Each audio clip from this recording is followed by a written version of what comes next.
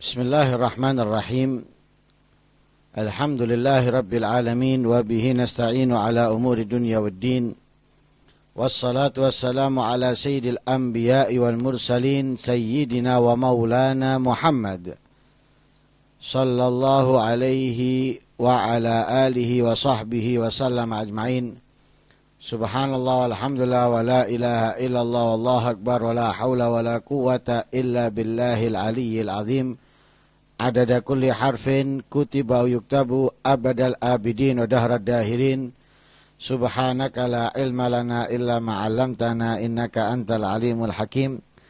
Nawaitu ta'alluma wa ta'lim wal naf'a wal intifa' wal mudhakarata wal tadhkir wal ifadata wal istifadah wal hatha ala tamassuki bi kitabillahi wa sunnati rasulih wad du'a ilal huda wad dilala alal khair ibtigha'a wajhillahi wa mardatihi wa qurbihi wa thawabihi minallahi ta'ala.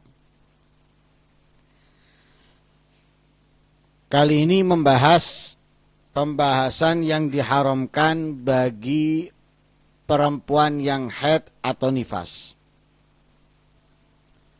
Setelah kita membahas dari perkara-perkara yang diharamkan bagi orang yang berhadas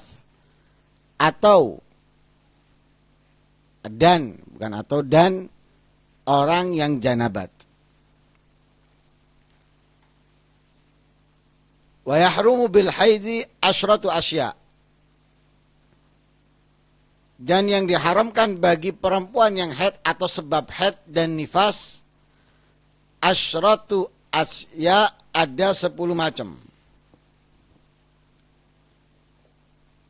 10 macam ini yang 6 sudah diikutkan dengan yang diharamkan bagi orang yang janabat.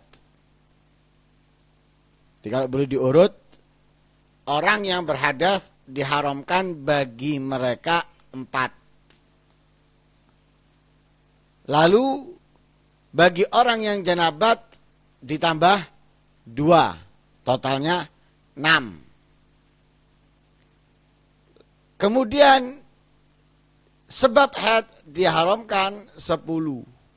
Jadi 6 tambah 4, berarti ada 10. Nah kalau kita mau membahas satu per satu, 1 sampai ke 6, itu sudah menjadi pembahasan kita di pertemuan-pertemuan sebelumnya. Jadi kita lanjut aja agar tidak menghabiskan waktu hanya untuk mengulang. Sekalipun mungkin ada pendengar baru. Lah bagi yang ingin mengetahui, tinggal melihat hasil dari pembahasan kita di YouTube, di channel Hadis Segaf Asgaf. Yang ke-7, jadi langsung yang ke-7. Karena 10, yang 6 sudah menjadi pembahasan kita, sholat, tawaf, memegang Al-Quran, membawa Al-Quran, diam di masjid, membaca Al-Quran. Kita bahas langsung yang ke-7.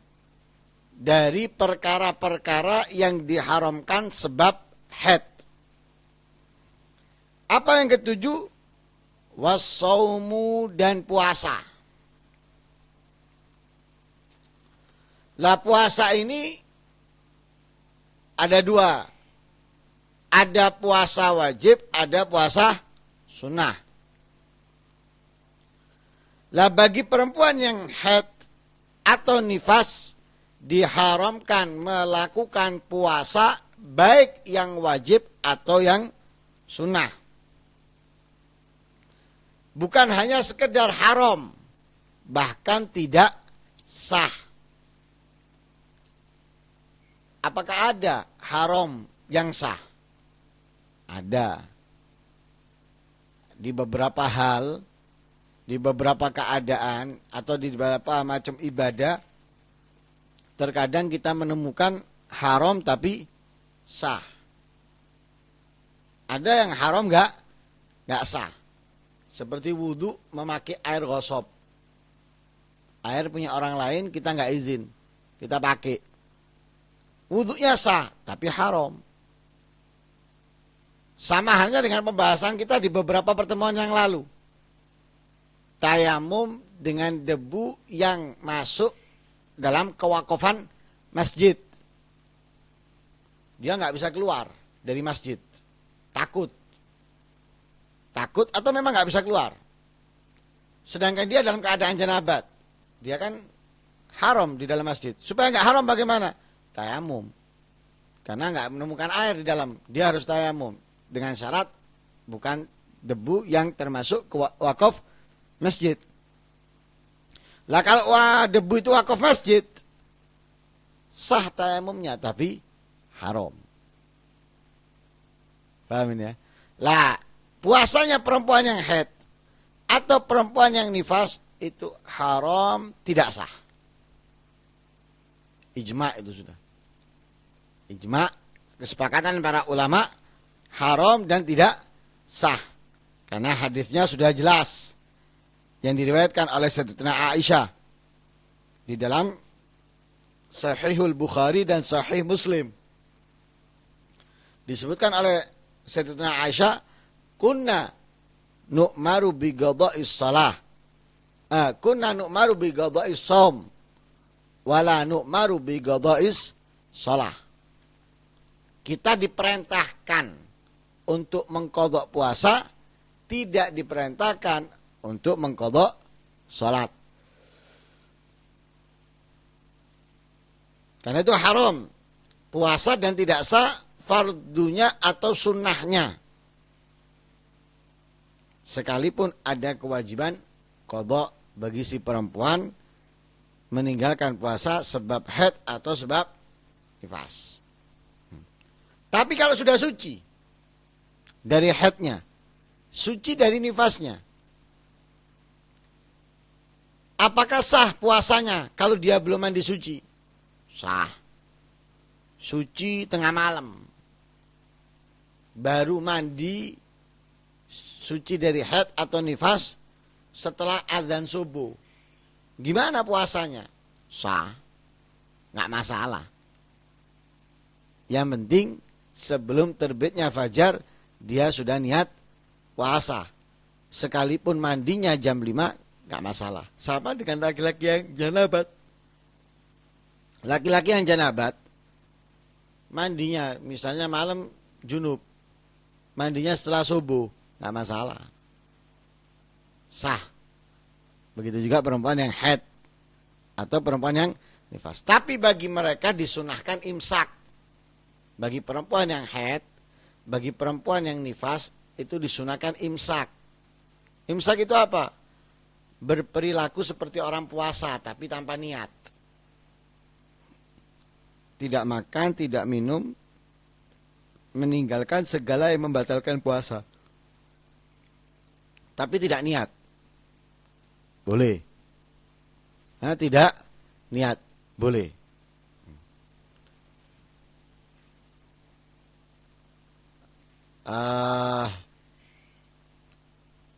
Kalau niat, haram. Kalau niat haram, karena dia dianggap puasa. Jadi kalau niat haram karena dia dianggap puasa.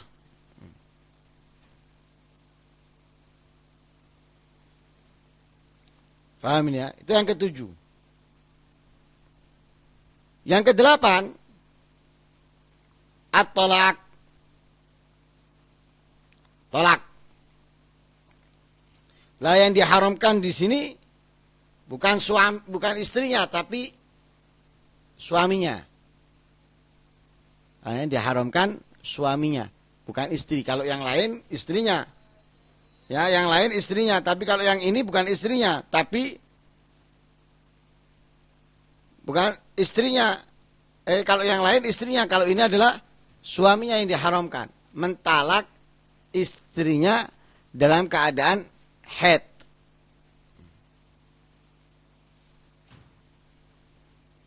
Jadi haram bagi suami mentalak istri saat haid. Begitu juga nifas.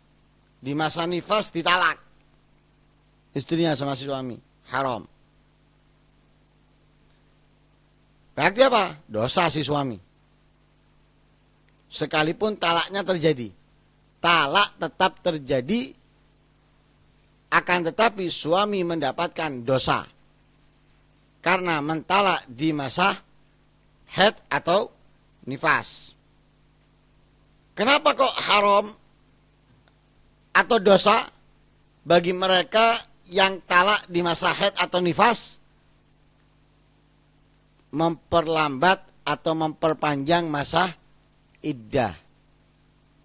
Karena Allah Subhanahu wa taala memerintahkan laki-laki bila ingin mentalak istrinya itu lihatlah masa iddahnya. Fatallikuhunna li'iddatihin. Maka talaklah. Atau kalau kalian hendak mentalaknya, maka perhatikan iddahnya. Jadi ketika masa haid atau nifas ditalak, berarti suci setelahnya itu nggak dihitung. Lah kalau suci setelahnya nggak dihitung, berarti kan tambah lama perempuan tadi itu. Karena mereka saat iddah itu lebih dibatasi gerak-geriknya. Keluar rumah nggak boleh, kecuali haja dan darurah. Kemudian berpaes dan lain sebagainya itu termasuk yang dilarang. Terlalu lama, kasihan. Makanya haram bagi suami yang mentalak istrinya ketika mereka haid atau nifas. Kapan diharamkannya? Kalau mencerainya itu talak yang nggak haram, talak untuk masa iddah. Talak untuk masa iddah itu kapan? Talak untuk masa iddah itu berarti mentalak di masa suci yang di saat itu tidak disetubuhinya. Suci belum berhubungan antara suami dan istri, ditalak istrinya. Lah suci saat itu dihitung. Dihitung pertama. Suci pertama. Tapi kalau sudah dijamak, nggak boleh. Kecuali in badalat lahu malan. Kalau si istri mengeluarkan harta untuk suaminya. Jadi seperti membayar suami untuk mentalaknya. Yang dinamakan dengan khulu. Kalau dalam bab pernikahan atau nikah itu khulu. Suami membayar istri. Istri membayar suami. Atau dari pihak istri membayar ke suami. Nah ini sekalipun di masa suci dijima, nggak haram. Dan tidak berdosa.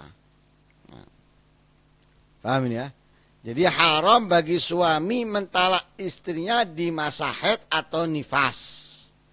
Karena memperpanjang masa iddah. Kapan tidak diharamkan? Tidak diharamkan kalau mentalaknya di masa suci yang belum disetubuhi atau sekalipun sudah disetubuhi tapi pihak istri memberikan imbalan kepada suami. Dan ini tidak berdosa. Itu yang ke-8.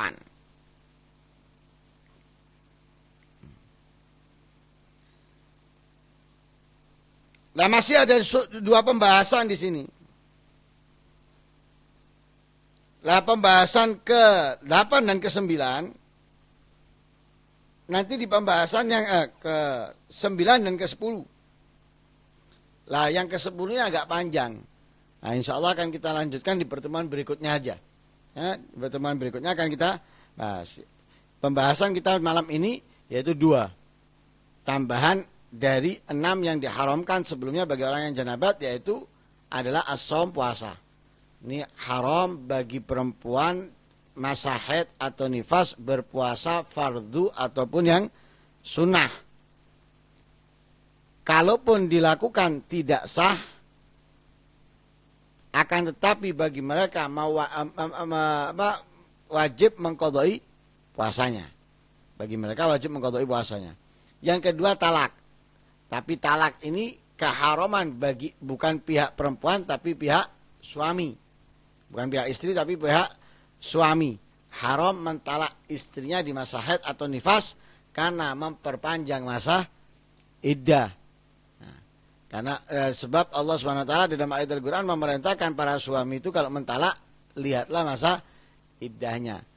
Lah masa iddah supaya singkat itu kapan? Ketika suci belum dijima itu cepat selesai, atau sekalipun sudah dijima tapi dari pihak istri membayar kepada suami atau memberikan imbalan kepada suami, itu tidak haram. Nah, mudah-mudahan yang sedikit ini manfaat buat kita semuanya, dan mudah-mudahan dengannya Allah Subhanahu wa taala menambah kefahaman bagi kita semuanya dalam ilmu yang telah diajarkan oleh Allah dan Rasulnya. Amin Allahumma amin. Wa sallallahu alaihi wasallam Muhammadin nabiyil ummi wa alihi wasallam. Alhamdulillahirabbil alamin.